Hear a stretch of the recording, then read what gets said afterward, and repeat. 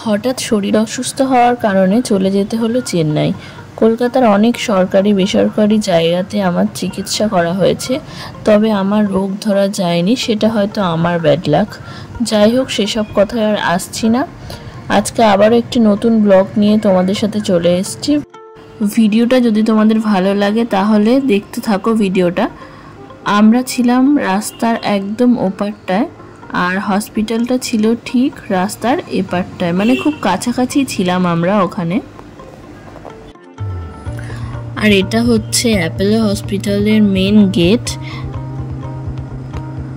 আমরা ভোর 5:05 ফ্লাইট ধরেছিলাম, তাই আমাদেরকে অনেক রাত্রে বাড়ি থেকে বের হয়ে যেতে হলো। আর সত্যি বলতে কি, অ্যাপোলো হসপিটালের আমি কোনো ভিডিও করতে পারিনি। আসলে আমার শরীরটা খুবই অসুস্থ ছিল যে আমি ভিডিও করার মতো অবস্থায় ছিলাম না। কিছুটা ভিডিও আমার হাজব্যান্ডও করে দিয়েছে, আমি সেই ভিডিওগুলো আমার ব্লগে অ্যাড করছি। নেক্সট টাইম আমি যখন চেন্নাই অ্যাপোলোতে যাব, তখন যদি আমার শরীর সুস্থ থাকে, আশা করছি তোমাদের সাথে ভিডিও আমি শেয়ার করতে পারবো। এই ভিডিওটা ছিল আমাদের কলকাতা এয়ারপোর্টের, মানে প্লেনটা যখন রানওয়ের দিকে যাচ্ছিল তখনকার ভিডিও ছিল ওটা। আর এটা যখন আমরা একদম আকাশের উপরে মনে হচ্ছে উঠে গেছি, প্লেনটা যখন চলছিল।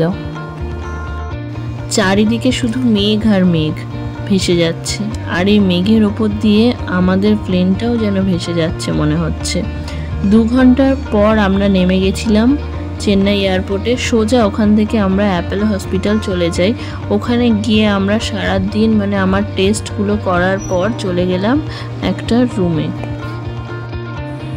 এখানে সব হোটেলেই প্রায় লিফটের ব্যবস্থা আছে। এখানে যেটা দেখলাম, সব পেশেন্টরা এখানে আসেন ট্রিটমেন্টের জন্য। বাংলাদেশ, আসাম, আমাদের কলকাতা, অনেক অচেনা মানুষদের সাথে এখানে পরিচয় হলো। সত্যি বলতে কি, হোটেল রুমের ভিডিওটাও আমি তোমাদের সাথে শেয়ার করতে পারলাম না, জাস্ট রুমের বাইরের টুকুনি দেখালাম। আমরা ছিলাম 2nd ফ্লোর। হোটেল থেকে নিচে নেমেই ছিল বাজার, আর এদিকে ছিল একটা সুন্দর খ্রিস্টান চার্চ। প্রত্যেক 1 ঘন্টা অন্তর অন্তর আমরা এই চার্চের ঘন্টার আওয়াজ শুনতে পেতাম। আর আমাদের হোটেলের নিচেই সবসময় অটো দাঁড়িয়ে থাকতো, মানে কারোর এমার্জেন্সি কিছু হলে সাথে সাথেই হসপিটাল নিয়ে যাওয়া যাবে আর কি। আর এখানে আর একটা জিনিস দেখলাম, মানে 2-3 মিনিট অন্তর অন্তরই এখানে তোমরা ওষুধের দোকান পেয়ে যাবে।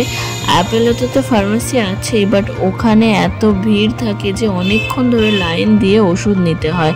বাট বাইরে তোমরা অনেক অনেক ওষুধের দোকান পেয়ে যাবে। আর হোটেল থেকে নিচে নেমেই একদম বাজার।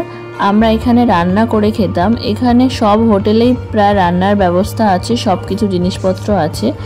আসলে এখানে সাউথ ইন্ডিয়ান খাবার আমি একদমই খেতে পারতাম না, তাই হোটেলে রান্না করেই খেতাম আমরা। তোমরা যদি রান্না না করে খেতে চাও, এখানে অনেক বাঙালি হোটেলও পেয়ে যাবে রাস্তার উপরেই একদম। ওটা হচ্ছে মেন রাস্তার উপরেই পাবে তোমরা, একদম অ্যাপোলো হসপিটাল তার অপোজিটেই তোমরা পেয়ে যাবে সব বিভিন্ন খাবারের দোকান। এই যে তোমাদেরকে দেখায়, এই যে অ্যাপোলো হসপিটালের, মানে এই বাঁ দিকটাতে গেলেই এখানে মেন গেট, আর রাস্তার একদম ওপারেই রয়েছে তোমার এই যে বাঙালি হোটেলগুলো। এখানে তোমরা সব কিছুই পাবে, তবে দামটা একটু বেশি। এছাড়াও তোমরা ইডলি, ধোসা, এসব তো সাউথ ইন্ডিয়ান খাবারগুলো তো এখানে পাবে। এছাড়াও প্রচুর সবজির দোকান, এখানে বিভিন্ন রকমের স্ন্যাক্সের দোকান, চকলেট, আইসক্রিম সব কিছুই পাবে এখানে। তবে এখানে দামটা একটু বেশি। আর এখানে চকলেটগুলো দেখো 500-700 এরকম কেজি হিসেবে বিক্রি হয়। তোমরা শতেও নিতে পারো, 100-200 এরকম তোমরা নিতে পারো। 1 পিস 2 পিস এখানে দেয় না। আর এই কেকটা আমরা নিয়েছিলাম সকালবেলার ব্রেকফাস্টের জন্য। মা এখানে আমার জন্য সুজির কোরমা বানিয়েছিল। কোরমা বলতে কি, এখানে একটুখানি ওই পেঁয়াজ, লঙ্কা, বাদাম দিয়ে একদম হালকা করে।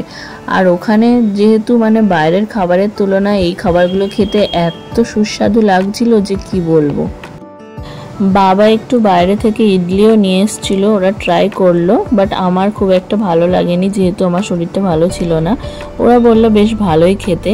আর এদিকে সন্ধেবেলা ওরা একটু চপ একটুখানি পেঁয়াজি একদিনই নিয়ে এসেছিল, যেটা ওইখানকার কেমন হয় সেটা ট্রাই করার জন্যে।